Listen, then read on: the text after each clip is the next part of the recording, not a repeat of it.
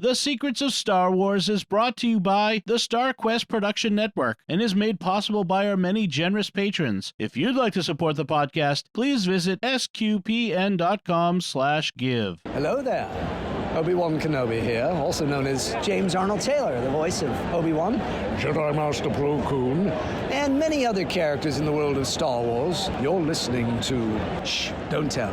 It's The Secrets of Star Wars. May the Force be with you. You're listening to The Secrets of Star Wars, episode 179. Hello there. It's a power that Jedi have that lets them control people and make things float. Impressive. Every word in that sentence was wrong. Help me, Obi-Wan Kenobi. You're my only hope. This station is now the ultimate power in the universe. I find your lack of faith disturbing. It's against my programming to impersonate a deity. That's not how the Force works. Force is with me, and I am with the Force, and I fear nothing. Remember, the Force will be with you, always.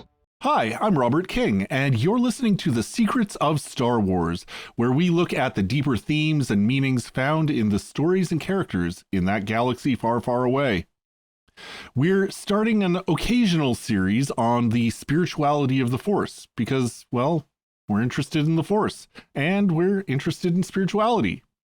So this episode, we'll be discussing the ideas of the sides of the Force, the dark side, the light side, and balance. Balance isn't really a side, is it? I don't know. Anyway, joining me on the panel today are Patrick Mason. Good to have you, Patrick. Good to be here. And Angela Sealana. Welcome, Angela. Thanks. I've got my Secrets of Star Wars shirt on. I'm ready to go. Right on. Oh, that is so cool. Everybody needs to buy one. Yeah, so this is where we really ought to have a video feed. Oh man. So this is a huge topic, right? I'm not entirely sure where to begin, but maybe the first thing could be just to acknowledge that the Force is not 100% consistent in the Star Wars mythos. And to a certain extent, I know I'm fine with that. I mean, George Lucas was working on this story for, 3 decades before he sold it to Disney, and he's still somewhat involved today. He developed his ideas over time. He drew on influences he was raised as a Methodist. He went to a Catholic elementary school and I think high school as well. He studied Joseph Campbell. He studied Buddhism, just Eastern philosophy and spirituality in general. So he's got a lot of influences he's bringing to the table. And then when more writers come in, it's legit that each new writer has, something of themselves that they bring to it. Maybe we could call it their own point of view, maybe. On the other hand, I think there are a couple of themes that are both simultaneously consistent and contradictory that have developed around these ideas. And I'm hoping that in this conversation, we can tease out some of those ideas, discuss their deeper meanings and significance, both in the lore and for our lives here and now. Angela, in our conversation before this, you talked about starting with the source text, and I think that's a great place to start. For the record, because I know what a big deal canon is for a lot of fans, we're going to be taking the Disney canon as our foundation, including the movies, as well as the live action and animated TV series, books, comics, games, and so on from both the extended universe / Legends era and from the Disney era. We'll kind of look at those as supplemental points of view. Now, with that disclaimer, Angela, could you walk us through some of the appearances of the dark, the light, and balance in Star Wars? Give us a foundation for starting this conversation. Oh my gosh. Get ready to hate me, y'all. No. Because I'm going to give you a quote from episode 8. No, it's fine. Oh my gosh. Okay, so as you can imagine, you all who are listening, preparing for this episode was kind of ridiculous because there really is no sufficient preparation besides just being a Star Wars fan and being somebody interested in spirituality. So at a certain point, I just kind of gave up. But I love what you said, Robert, at the beginning, because George Lucas definitely is like one human being. And as often as he will say he was consistent and the Force is the same, it's really different because as a person, you just change, you mature, you have different life experiences, you interpret life differently. So I decided that I looked at episode 4, right, which is the first Star Wars, and we get some things from Obi-Wan in there, but I think the more drawn out and perhaps fuller definition of the Force happens when Luke is teaching Rey in episode 8. So, after he teases her. I love that scene, by the way. So they're on the island. It's kind of embarrassing for her at first, but she reaches out, right? And Luke asks her, what does she feel? And she says this: the island, life, death, and decay that feeds a new life. Warmth, cold, peace, violence. Then Luke asks her, and between it all? She replies, balance, energy, a force. He asks, and inside you? She says, inside me, that same force. And Luke continues, and I think this kind of leads us into the discussion of what we're discussing here. He says, and this is the lesson: that force does not belong to the Jedi. To say that if the Jedi die, the light dies is vanity. Can you feel that? Then she says, there is something else beneath the island, a dark place. Luke says, balance, powerful light, powerful darkness. She says, it's calling me. And then he says, resist it, Rey. And so we get into that story. But I really felt that this instance draws out the ideas of light and darkness as well as balance. And it includes some of the concept of the light sort of belonging to the Jedi and being the good guys that we get in the early part of Star Wars. And then as Star Wars kind of progressed with the films and the animated series and so forth, we started getting more of a discussion of, I think more explicitly, of balance. And here is where we see Luke actually expressing that balance. I'm really curious, kind of, Patrick, where you're coming from, because I know that you have a particular, you're assuaged in a certain opinion on how there are inconsistencies in the Force. And maybe if we start off there, then we can sort of like after, taking in this source text, that we can maybe like have a starting off point to discuss like what we see and maybe what there is. Because there's definitely other examples that I have of, where we see the light, like those iconic moments where we see the dark and so forth. But I'm just really curious, like, maybe based on that particular scene or just in general, what you kind of discovered. So where I would leap off from there is to contrast and compare that scene with the scene we get with Yoda and Luke, right? Because we have the same things going on, right? And that was one of the I think the real gems in 8 was that director's ability to pull in things from Empire, some of the great things from Empire, and sort of re-portray them in a very different way. Because obviously Luke and Yoda are not the same, but you have sort of the chain, you have the master teaching the apprentice. But you have a description of the Force that is similar but not. Yoda seems to focus more on the life energy of the Force. You kind of get this feeling like Dagobah is just teeming with life, and it's full of life, and so it's full of the Force, and so it's perhaps easy for Yoda to hide there. Maybe, you know, that's one of the things about it, that he's there.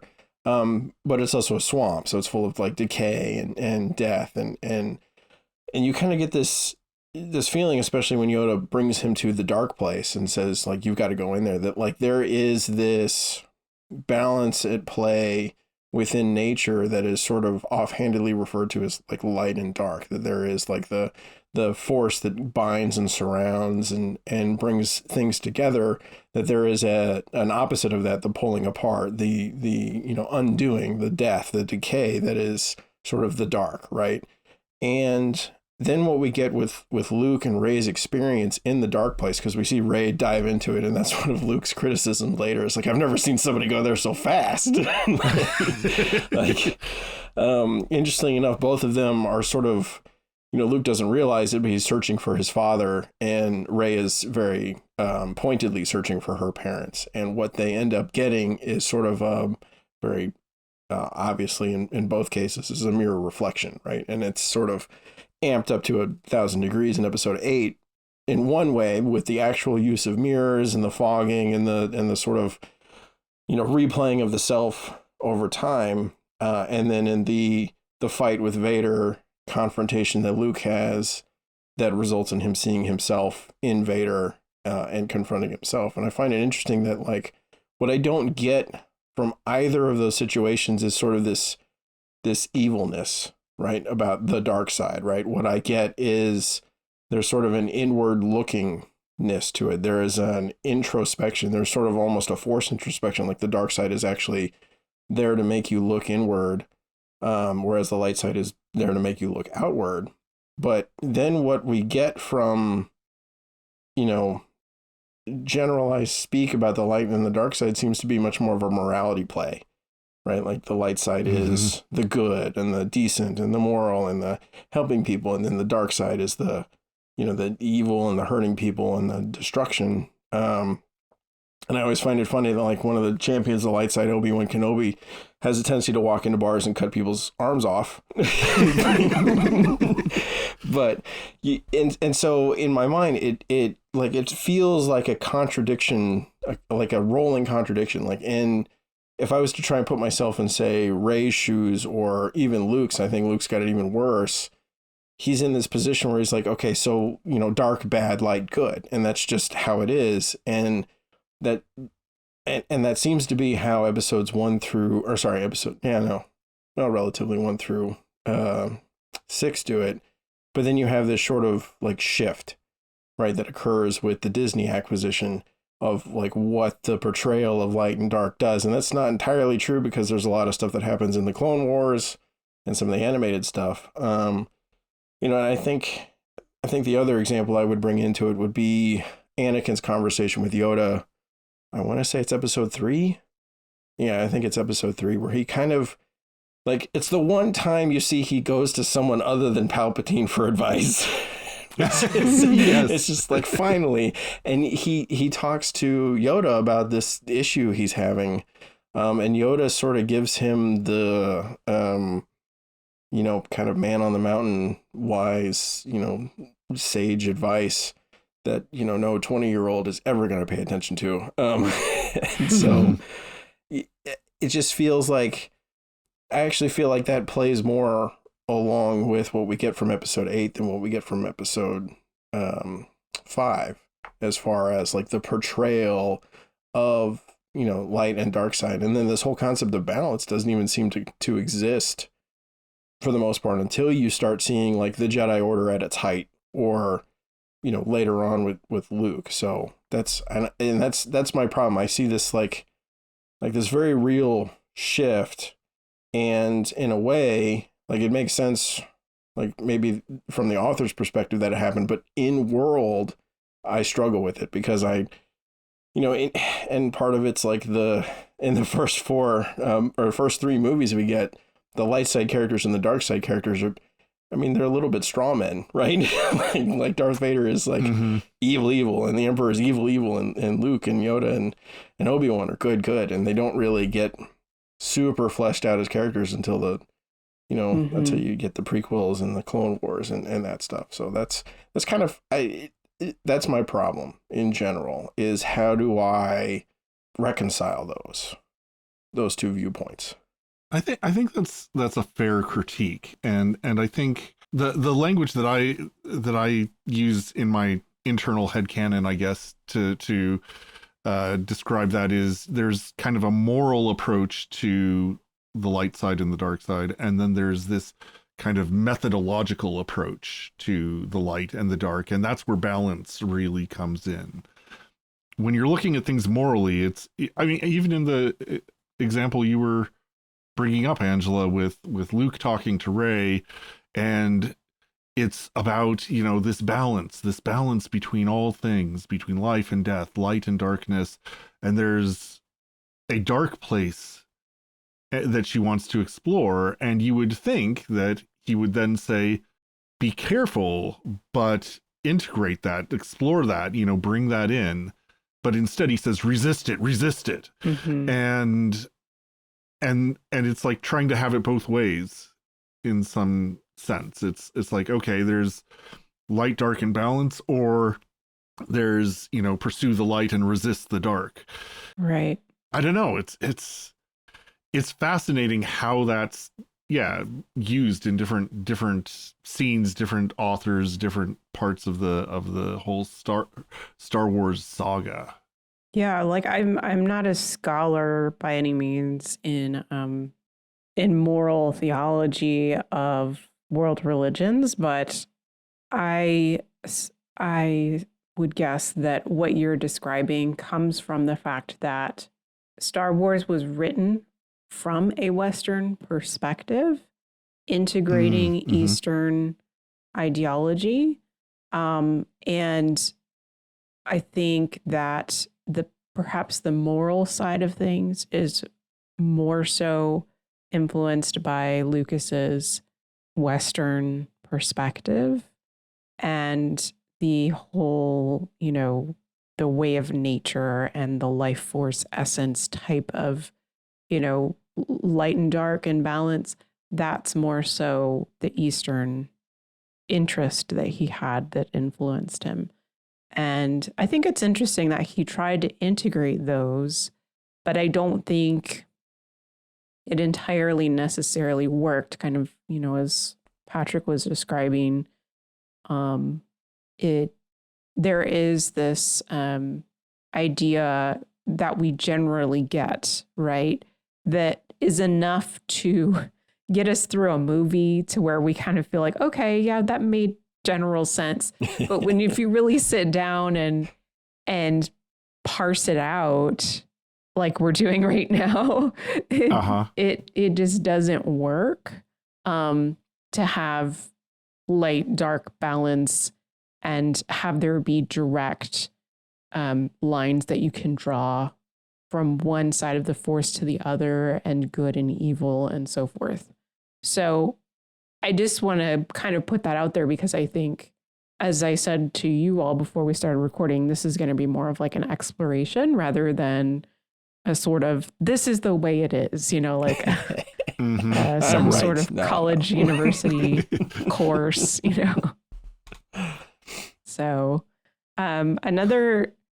I was just going to bring up the concept of the Ashla and the Bogan, which is sort of a whole nother aspect of this too, sort of like another dimension or layer of this that we get in the Old Republic stories. And that Ashla and Bogan were then incorporated into the new canon with, I believe it was Rebels was the first time it was actually brought up by name by the Bendu. And so he discusses how, where the Bendu, I don't know if it's male or female, discusses how there are two sides to the Force. That there is the Ashla that is wielded by the Jedi, and the Bogan, which is wielded by the Sith. And then there's balance in the middle. And the Bendu says, I am balance. I don't know if I buy that, but I think because when you go and watch Rebels, which I did, I was like, let me just go watch every instance of the Bendu in Rebels. And then I'm like, wait, it doesn't make sense. Like, it doesn't make sense according to what it itself says that it is.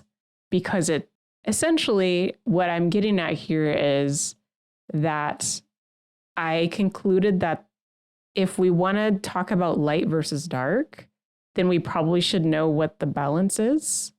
And I think, as you were saying at the beginning, there's this idea of integration being balance, right? And I wonder if perhaps, okay, so for me, as somebody just me, myself, living in, the United States of America, growing up here, I would say that integration kind of looks like in my life as I am pulled towards not accepting my own reality a lot of times. Like, for example, I have chronic pain. Like, I have fought against that for so long. And to me, when I think about that, that's kind of the dark side of me, is like not accepting that sort of, if you're familiar with Carl Jung, he has this idea of the shadow self. It's like the self that you don't want to show others, that you're sort of like ashamed of, but you have. And until you accept that part of yourself, you can never be at peace. And you can never have like a developed ego. So that's kind of what I think of when I think of balance. But I also see that Taoist perspective in Star Wars, where we have, you think of, if you're not familiar with Taoism, you've seen a yin yang symbol where you have the yin, but it has like a little dot of the yang within it. And the same for the yang, has a little like dot of the yin in it. So it's the symbiotic relationship. And so that's one thing, but a concept of actually a way that Taoists sort of apply their philosophy is the concept of not doing anything, of passivity. So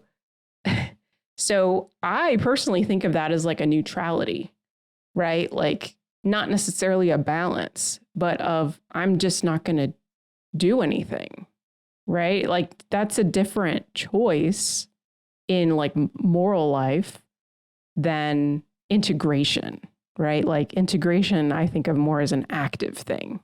Does that make sense? Yeah, I think I follow you. Yeah. That I was talking about balance as this active integration, but maybe more what Star Wars is trying to say is that it is a not doing, it's not committing to either side. It's just standing apart, like a almost a withdrawal from the world and its problems. Yeah, because I mean, you see that with Luke in Return of the Jedi, right? At the very end, he throws down his lightsaber because, as I've read, the Taoist interpretation would be Luke sees himself in his father and his father in himself. And so in that balance, he chooses the way of passivity, of not doing, which then creates his victory. So for him, that's balance in the Taoist perspective. And then you get like, you look at the Bendu though in Rebels, for example, who says, I am the balance. And at first he doesn't engage with the goings on the planet, but then Kanan actually like pulls him into it and pulls the Bendu into the actions, and the Bendu actually acts and intercedes in the situation. So it really doesn't, it's not a one-to-one. It's, it's just like you were saying, Patrick. So it's messy. I have problems because, the dark side is supposed to be, sort of passion and, lots of feelings and maybe decay and maybe death and maybe sort of but in the reality, like, all of that stuff is not bad. Like, it's all just part of, living and part of life and sort of part of the cycle. But then at the same time, you have, the line from the Emperor, which is, I need you to go kill all these people and that will make you powerful in the dark side. And I'm like, what's the correlation there? Like, what is the dark side that by this methodology you are becoming powerful in it?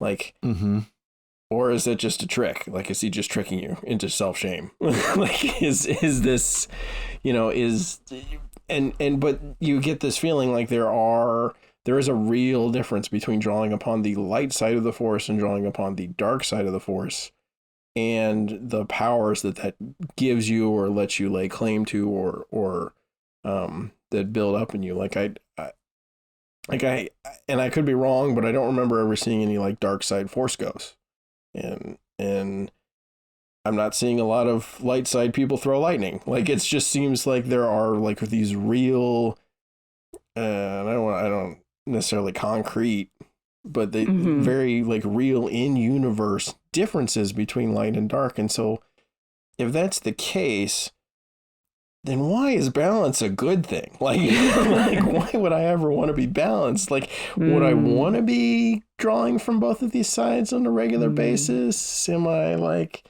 helping these people with other justice problems on this side and doing some dark alchemy on this side, and that makes me balanced?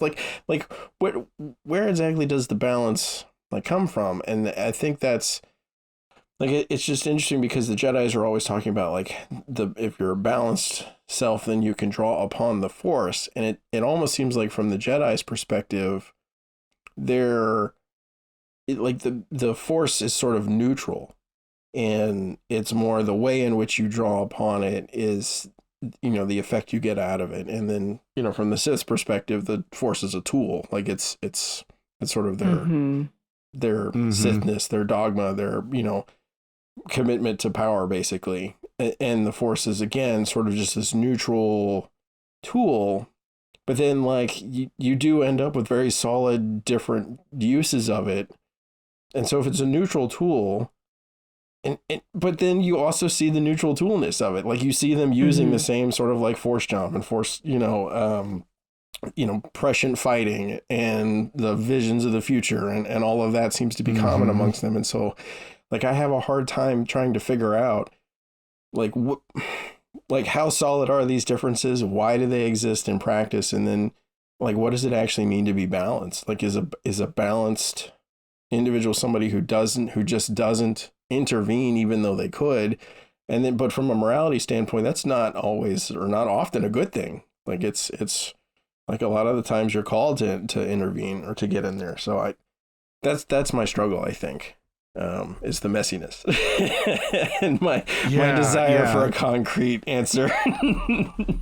So what both of you were talking about, like, started sparking ideas of Tolkien in my mind, and how talking about the magic of the elves, they don't see it as magic, they see it as art, they see it as, working with the gifts that nature has given them, but that's kind of contrasted, not directly, but it sort of stands in contrast to the machines of the enemy, especially the way Saruman has turned his mind from basically from nature and kind of going with the flow of nature in an almost Taoist sense, letting nature be itself and working with it, to this attempting to use the natural world as a tool, to use power as a tool to impose order on chaos. Looking at nature and saying, this is not something to sort of flow with. This is chaos that needs order imposed on it. And I'm thinking of in Empire Strikes Back, when Vader is trying to persuade Luke to join him and end this useless conflict and bring order to the galaxy, right? And that theme comes up again with Balin, right? In Ahsoka, who wants to put an end to this cycle of conflict that he sees as being so destructive. And yet I wonder if, and I mean, Tolkien is obviously a very, very Western mindset. Not just Catholic, but Western, Northern European mindset. But I wonder if this is part of what was appealing about Eastern philosophy to Lucas and many of the other writers of Star Wars is this sense of nature, and the idea that if you try to, that you cannot, what's the word? You can't, nature is not something that needs fixing. And if you try to fix it, you will just damage it more and more. Right. So like when you look at even, Eastern architecture or indigenous architecture anywhere in the world for that matter, you see that concept of working with nature as much as possible and not imposing something else on top of it that interrupts that flow. A couple of things is sort of in response to what you're saying. One is we need for the listener, right? We need to draw a distinction too, that when we say the Jedi, we're not necessarily saying that what the Jedi believe equals the light side of the Force, right? I mean, what the Sith believe may not be purely what the dark side is. That's sort of like, I think there's even more of a distinction there, that a lot of times we get told the Jedi are this way and they're sort of like the keepers of the light side or something. But the further we get in the canon, we see that there's also problems with the governance of the Jedi and how they apply their own philosophy. So so that's also another distinction.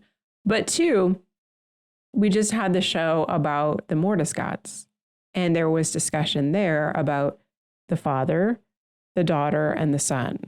The Son being the essence of the dark, the Daughter being the essence of the light, and the Father keeping them in balance. And the question that was posed on there was, when the Son murders the Daughter, essentially, the Father says, "Oh no." And so I guess the Western perspective would be, oh, that's a moral cry that the Father is giving. Oh no, my daughter is dying. I'm so sad. This is a terrible thing. Because she's dying, because she was killed, because life in and of itself and the life of this daughter is good.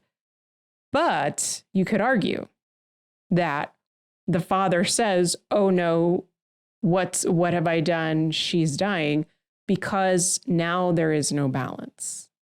And that in and of itself is the good, the balance of the light and the dark, that the light and the dark must always exist together.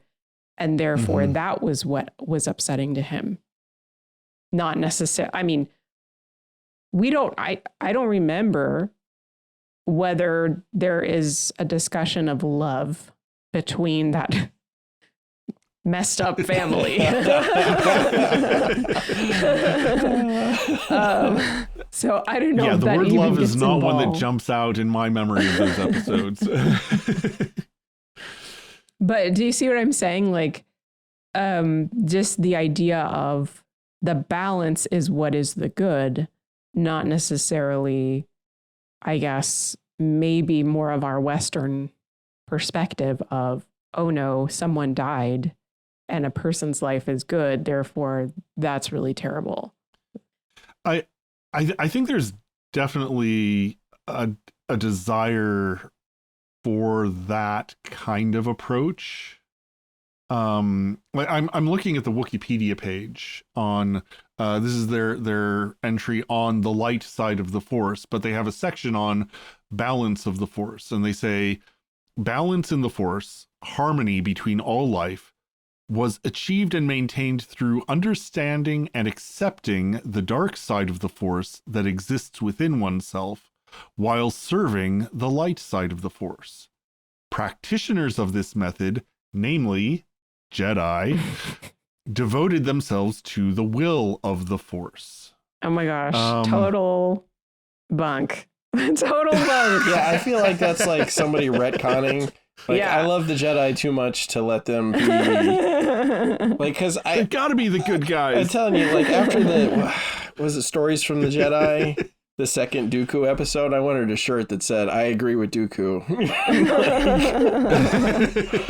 Yeah, not so much the third episode, but yeah, it very much like, and maybe this is kind of the fun of it, to be honest, because I enjoy world building and I enjoy living in worlds with the characters, and we get a view of like the dark side and the light side from these two dominant philosophical positions, right? Which is the Jedi and the Sith, which have developed over thousands of years. You think about, or thousands of generations, which even more years, like you add a couple zeros in there, but you know, you can think about like a philosophy about this, you know, magic power that some people seem to be able to use that's sort of built up in these institutions over time, and that is the lens through which we see, or that we get most of like the quote unquote truth about what the Force really is, and which is one of the reasons I really love encountering the non-Jedi, non-Sith, quasi-religious / just flat-out religious organizations. And even in shows like where you don't have Sith or Jedi, like Andor, where you encounter religious organizations, and you like, so there is like a spirituality in and amongst the people in Star Wars, and it's not always just simply Force-based, but quite a bit of it still is. And so you have like the Sisters of Dathomir, and you have the other kind of random Force user groups that you'll encounter, especially some in the Legends books. And I love the exploration of the Force from those perspectives. And it's funny because, you know, when I originally started reading those books, you know, all I've got is the, you know, 4, 5, and 6, right? I don't have much. And then eventually 1, 2, and 3 come out, but there's not a lot in there. And so you just sort of accept whatever Yoda said, right? That's the truth. Like that is what the Force is. And then you start getting more, you know, especially 1, 2, and 3, you get more exploration of like what did the Jedi actually teach or believe? And then also from the other perspective, what was kind of the Sith viewpoint or mindset. And you know, it's interesting to me because what I really want to know is like, do the Sith think of themselves as evil? Like, do they think they're going out and doing evil things? And I don't think they do. No. But then the question is like they're doing terrible things. So what do they think of themselves exactly? I mean, there's this rhetoric even in you know today's culture, you know, that you know, oh, you know, you got to be willing to do the hard things and make the tough decisions that in order to serve the higher good, and you know, in movies at least, that often means, you know, murdering somebody or you know, or yeah, you know, creating a massive disaster, you know, in order, you know, to clean the slate so that we can rebuild something better or something like that.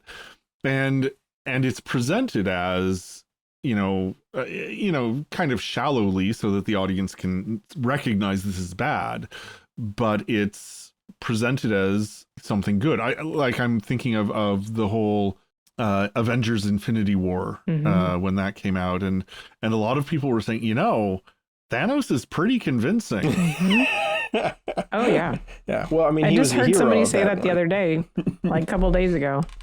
Yeah. Yeah. So it's like there's this sense of, sometimes in order to achieve a great good, you have to commit some evil to do it. And I think that's kind of the attitude that the Sith take.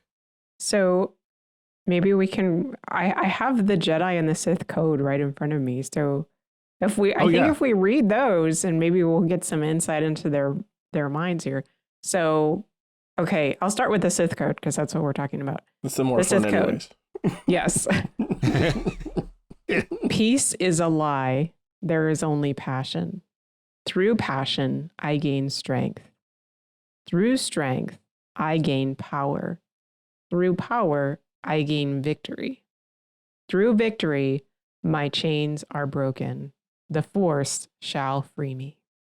That's the Sith code. Uh-huh. The Jedi code.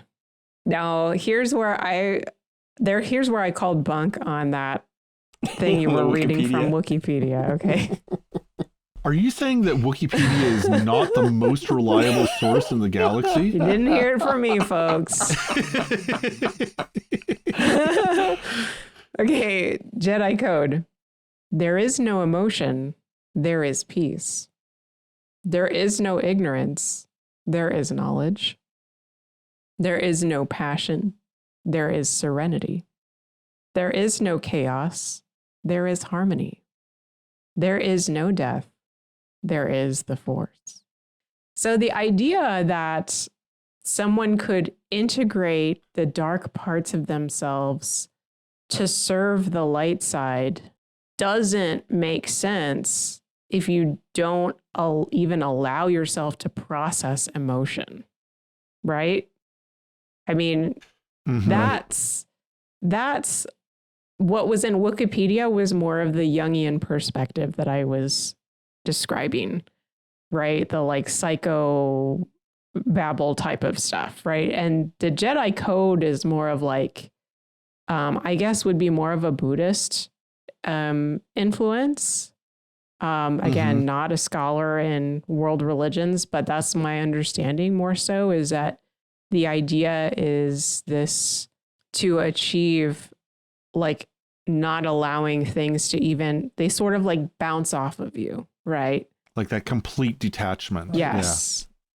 Yeah. So that complete detachment is more of what I see in the Jedi than this idea of active integration. I mean, for example, so let's just, maybe it's more fun to talk about examples than abstract stuff. Less thinking, more Star Wars. Well, okay. Like one of my favorite characters, Obi-Wan Kenobi, right? I would say he is more like his master, who was less like a Jedi, you know? More like Qui-Gon. Yeah, he was more like Qui-Gon because Obi-Wan he chose to integrate his emotions. He grieved the loss of Satine, his love interest, right? He grieved the loss of his master. We saw he experienced anger, pain that he processed by slicing Darth Maul in half, right? He grieved the loss of Anakin, right? We see that in the Obi-Wan Kenobi series. We see that in the fight on Mustafar. Yes. You were my brother. You just had to bring that up, didn't you? Fight on Mustafar. Too soon? Well, you know what I'm saying? Like, he's not the kind of Jedi who sits in a room and meditates and then when he goes out into the real world and experiences these things, just says, oh, well, I must be detached. Guess that doesn't bother me at all. And just sort of moves on with his life. I think people love him because he has gone through all that pain, and we see how he processes it. It's not like Yoda, where he just sort of like has this, oh, like this whole planet just went away. Oh, I feel so sad. I look sad in my mind and my face.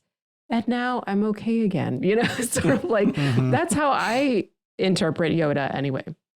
You know, he's more of that kind of a guy, more of a, you know, stereotypical Jedi master.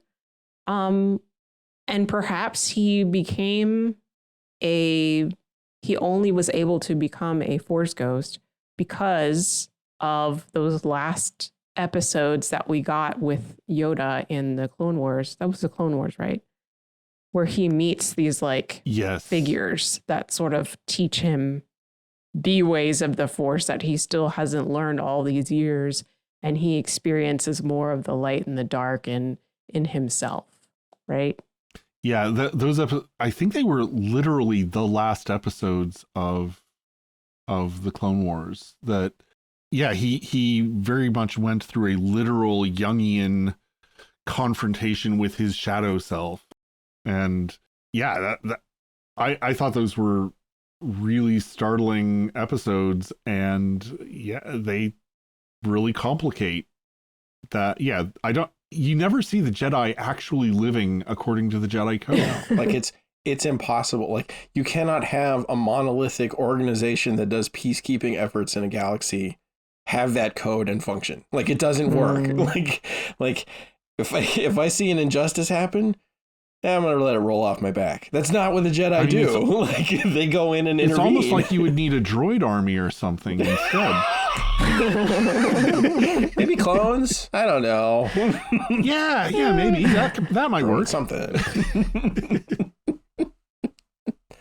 Just have to find the Sith far more realistic. Like right. In their... Yeah, I mean, at least they actually live their code. Yeah. I guess. Well, and it's sort of like there's the aspirational aspect to it, which is sort of like if we're going to try and live up to this concept of balance and or the light side, you know, we'll put this code in place, and that's what we're trying to get to. Whereas the Sith are like, it's really all about power and that granting me control and victory over whatever is holding me back. I still think a lot of it goes back to there's always a very big question in my mind in Star Wars about like what is evil and what is good. So we have sort of because like what you get in the way I visualize it in my mind, it's sort of like there's a water balloon that was injected with sort of the Christian sort of Western value system, or the Christian, informed Western value system, and a water balloon that was ejected like with the, Buddhist and Taoist sort of views on suffering and pain and what good and evil actually is, or nature. And those two water balloons got thrown together, and the splat pattern that we get out of that is sort of the philosophical situation within Star Wars. And it leaves in my mind a big question, like what is actually good and evil? Like what, because the two religious outlooks or spiritual outlooks, either way you want to put it, they view the person very differently. The individual mattering within society and within like their own moral struggle and their own problem matter a great deal in sort of the Western view on things, and it's not nearly as close to center stage. And in many of the Eastern religions, it's in fact, it's what you're trying to do away with. You want to get rid of the individuality. You want to move beyond being an individual, beyond the experience of pain and suffering that comes with being an individual.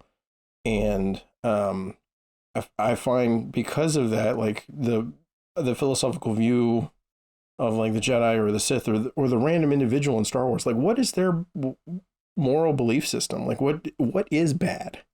Like killing a person? Probably. I mean, it kind of seems that way through most of the shows in the series, but like where do good and evil reside? And that's been another problem I've had. So when I've watched interviews with George Lucas, he is pretty consistent in this one area where he says essentially that the way that he says it is the light side is living unselfishly and the dark side is living selfishly.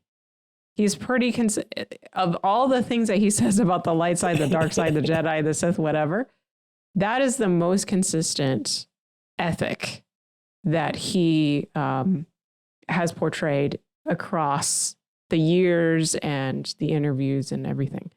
So I think for him, that was probably a guiding principle as he was creating characters and writing scripts and so on, that, ultimately looking at it from a really simple way, opaque way almost, the Jedi being the light side, the Sith being the dark side, the Jedi being for unselfish defensive life, the Sith being for selfish possessiveness, right? So in my mind, that is fairly consistent in Star Wars. Now, there is now more Star Wars material that is looking at things in the middle of that sort of spectrum and exploring what happens in the middle, and if there is a middle, and where that manifests itself in real life. For example, you brought up Andor. That has a lot of that exploration because war is involved. And when war is involved, all of a sudden, life gets so much more messy and complex, and ethical questions become so much more, multifaceted. So that, I guess that's kind of how I see ethics and morals in Star Wars overall. And see, I think I agree with you 100%, because I think when you view it through the lens of selfishness and unselfishness, a lot of that stuff becomes a lot clearer. Yeah, well, the other thing that comes to mind that sort of defines good and evil, I think, was that quote that Yoda says in I forget which of the prequels it was, but the fear is the path to the dark side. Fear leads to anger. Anger leads to hate. Hate leads to suffering. And as a Catholic, one of the absolute foundation stones of our faith is that Christ has made suffering a path to union with God. That it can be a path to union with God. That it not necessarily is good in and of itself. And I think that's an important distinction to make. But it is something that has been redeemed. That God has joined us even in our suffering. Suffering cannot separate us from God. And Jesus walks with us in our suffering, and it opens that possibility for suffering not to be mere evil, but to be a point of connection with God, and through God with all other people. Whereas, I almost laughed out loud in the theater. I remember when Yoda said this, because suffering is it just strikes me as such a petty thing to come at the culmination of this explanation of the dark side and the dark side taken as evil in this context, I think. Well, that's the difference in the religious perspectives, right? That's more of the Buddhist perspective. I think when we look at our Catholic tradition, our Christian, particularly Catholic tradition, we talk about the privation theory of evil, right? What is evil? Yes. That evil is, so first of all, you start with God, right? God is good. God is love. And evil is the privation of that, of a do good. So, where there is some suffering or evil or what have you, it's because the good is not there that needs to be there, right? And that, this is SQPN, so we have to talk about demons, I guess, on like every show. It's always demons. It's always demons. Yeah. Otherwise, Jimmy would just cut us off. So that gets kind of confusing when you talk about like, well, what about demons? Because aren't demons real? They're not like the absence like of God. So basically, to wrap your mind around that, it's like God created all things good. All things were given free will, right? All beings were given free will. And the angels chose with their free will in the opportunity that they had. Some of them chose to serve God. Some of them chose not to serve God. Those that chose not to serve God, therefore, there is a privation of that due good, which is the good that is due, the worship that is due, the service that is due to God. And therefore, that privation is where we get fallen angels, right? So whenever we have like, some kind of demon, like tempting people or whatever, they're tempting people to basically do what they already did, right? To follow in that footstep.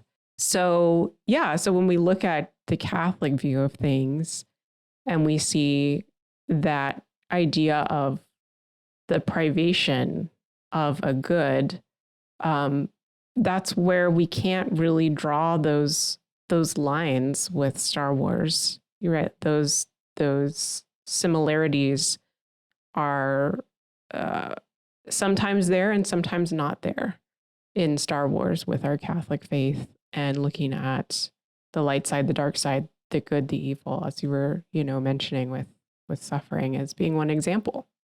That said, to sort of bring it back around, and I think this is where George Lucas's instincts are basically correct, because that desire of the fallen angels and all of us who fall into sin is to take for ourselves what we think we want or need, is to break our own chains, as the Sith code puts it. I heard a really great talk from a priest friend of mine who talked about the sin of the fall in the Garden of Eden, and that you have this choice between the tree of life and the tree of knowledge, and they chose knowledge in order to make themselves like God, even though that's what God had already promised and begun to give them.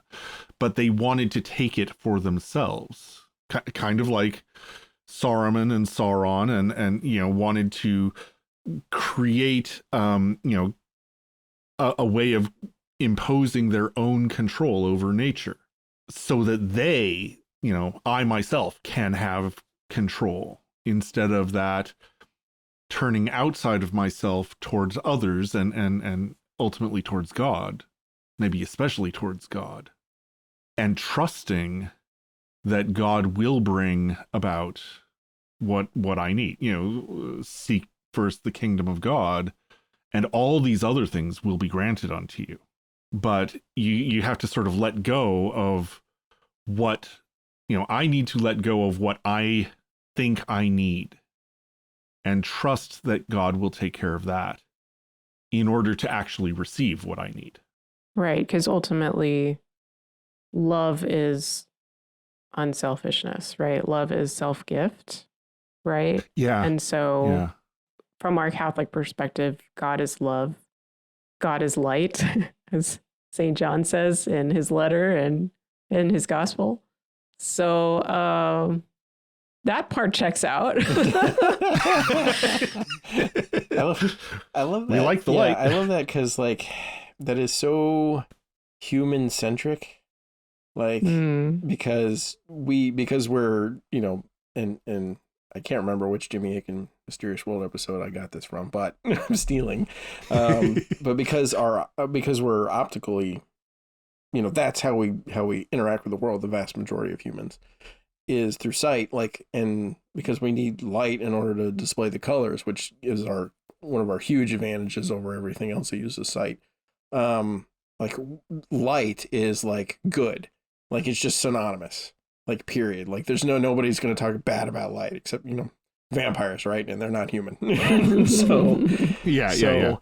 But you talk about like if we were like bat people, like light would be like our version of darkness, right? Because it would be the thing that like blinds us and like we wouldn't be able to view our world. Like in theirs, it would be like noise or some sort of, good noise or something. And so I always find that hilarious. Like thinking about it, I'm like, wait, in Star Wars, like when you're talking about the light side, what if you're talking about to a creature that doesn't really use its eyes as much as it uses another sense? What are you actually, conveying to them?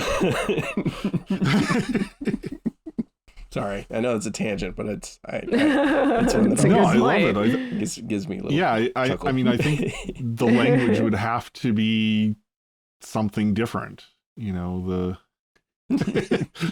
salt side of the Force versus the bitter side of the Force or something.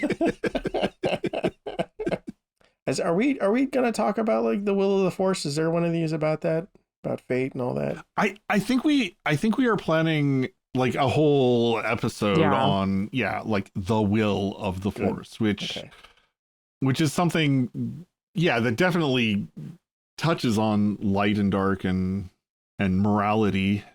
This was an adventure. Yeah, this is fun. I'm loving this. It really was. It's been an amazing discussion. Thank you guys so much.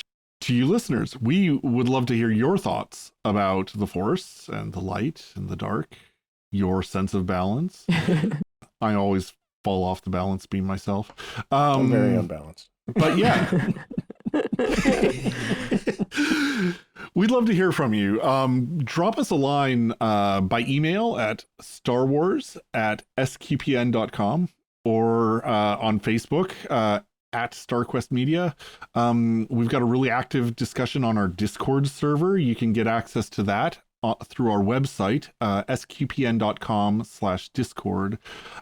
If you are a Patreon member, you can communicate with us through our Patreon page.